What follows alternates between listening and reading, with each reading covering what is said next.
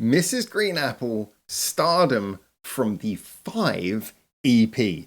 Yes, we're going to be checking out this song. And do you know what? We're actually going to be checking out all of the album that is worth checking out, which as far as I'm aware is Stardom, the first track, and the last 3 tracks, because everything else on this is basically a best of. All of these other songs are songs that we would have heard before during our track by track listen through to the albums. But yes, now I think we've completed all the mainline albums. We are diving into just checking out the remaining songs, the songs that will appear on like B-sides or, best of compilations, those rarities. That is what we're going to be checking out now. And I'm especially excited to check out Stardom because I did my research as best as I could, and I found out that Stardom is actually a song that, the reason it's appearing on the best of is because it's originally from the Introduction EP. Now, the Introduction EP was the one that came out in 2014. It was only a CD that was handed out at live houses and things, which means it's extremely rare.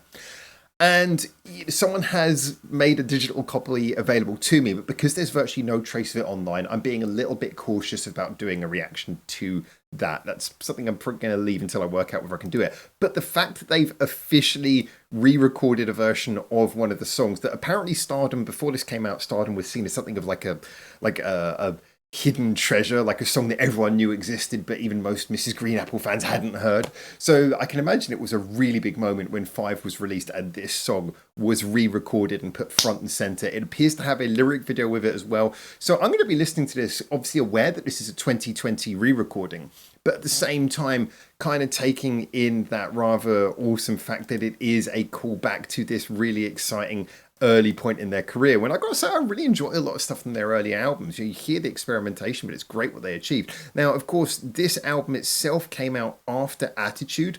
I don't know if this is the 5-piece band who would have done this re-recording.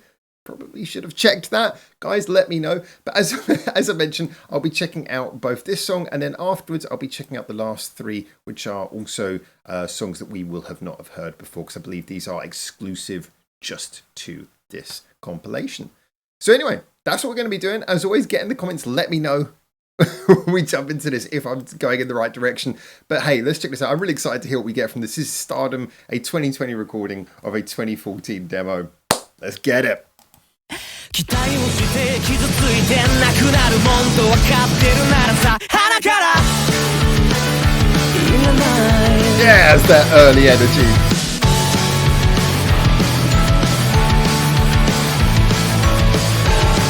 It's very sort of rock, pop rock. 待てど暮らせど平和な世の中はだんだんに僕の身を離れるやたら周りが笑顔でいるなとひねくれたこの心で思う正直じゃ Like in the fast moving chord changes there 憎めないのがなんてのさ心配ないよ分かってるから Key change chorus そのファンもさ偉大な人にも寄り添ったもの時間は刻々と過ぎては去ってくけども両親は皆平等らしい They've had a thing for these like really well-developed choruses with like really long chord patterns from early on in their career, and I think that's one of the core qualities that I've always respected about their writing. Never sounds lazy. ならばこちらも嫌ってみよう試みたものの心折れたちゃくちゃくちゃむちゃくちゃになってどちらもカツカツカツからかんね待ちわびたあの日が来たって達成をしたって気づくの心配ないよ分かってるから何をするべきなのかは葛藤しながら僕らは舵を取る時には大切なものを忘れるんだろうその時はちゃんと叱ってほしい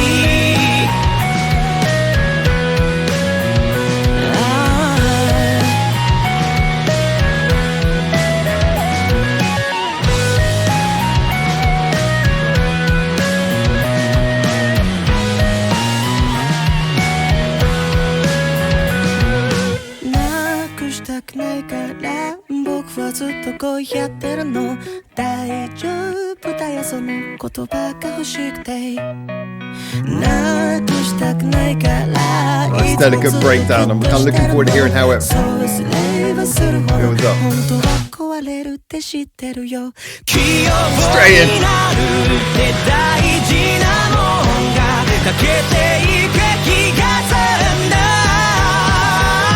大人は器用でする賢いな心配ないよ分かってるからあなたのそのファンはさちょうど僕も抱いてたものだから It's a really strong chorus. I can't believe this song went missing for so long. 両親はみんな平等らしい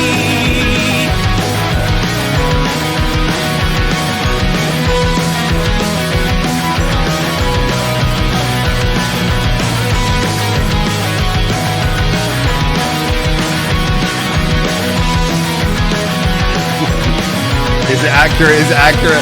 It's accurate. 空手は散って花だって吹かれては飛んでく雲だって生まれては死んでく人だって同じもんさ自らのその手で人たちが荒れ狂う波に舵を取って生まれた意味となる幸せ Nice little development there. Just adding that again. That second melody right at the end of the song.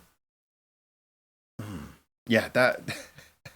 Do you know, this continues that feeling. It reminds me of when I went back and I listened to the first online published EPs. And just remembering thinking, it's like, wow, you guys, it's not like, I've heard them improve over the years, but it's not like they came out as a band who really needed to sort of like find their sound. They came out straight away with a very developed, very, dare I say, marketable sound. You know, this is a band who immediately just sounded like they had a really good unique identity in the way that their songs were written. And, you know, Omori clearly, although he's learnt many things subsequently that you can hear in the musical developments of the band, he clearly had a very good vision of what he wanted to do from the get-go. Now, obviously, this is a 2020 re-recording, so it's hard for me to know without certain how this differs from the original. I'm going to assume that they've cleaned it up, polished it, maybe added some little details. But again, knowing how well developed their original recordings were to begin with, it wouldn't surprise me if the original recording wasn't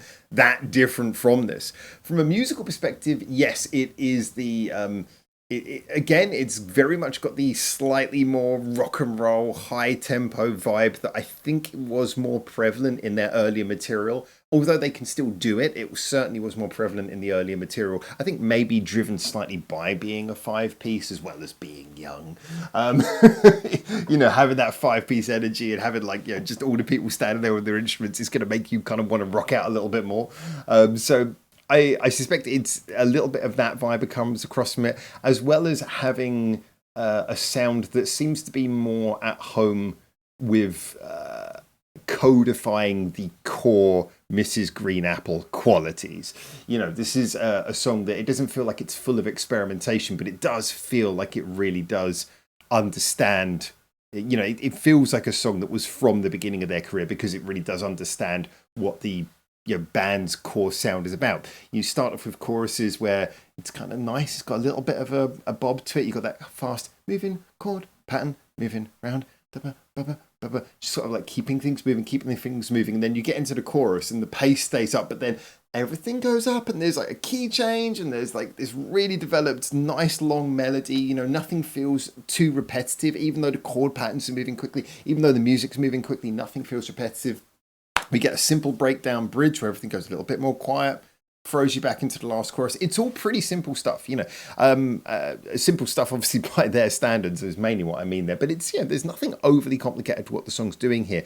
But it does get all of those little nuances and details of what makes a Mrs. Green Apple song.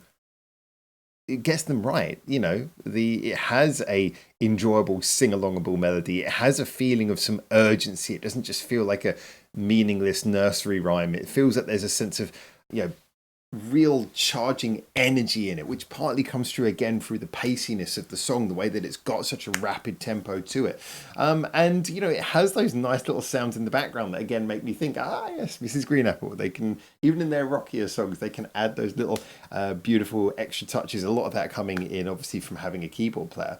But I just really enjoyed how they projected so much fun and energy into this. The second verse, the little bit where you can hear those sounds in the background, sort of all like they're behind your ears. And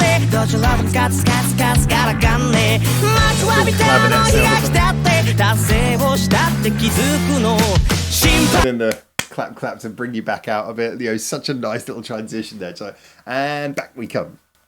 You know, it's again, it's a quintessential example of a band who just have a very a sound that just kind of works even in its simplest form. And this was nice, definitely. You know, again, I'm not sure why this was one of the songs that went missing, and one of the reasons why. Well, I'm not sure what the reasons were why they didn't prioritize re-recording it in the same way they did so many of the other songs. But I think as an opener for a best of album, this is really strong and it's great. And I'm sure fans in 2020 were over the moon to hear this. So yeah, brilliant stuff. Anyway, there you go. Those are my thoughts as always. Let me know if I'm going in the right direction with the discography, but my intention is next to cover, done Inferno, these three. So I hopefully will see you on those videos sometime soon. But until then, thank you so much for watching this. Get in the comments, let me know what you think. And for now, ciao, ciao.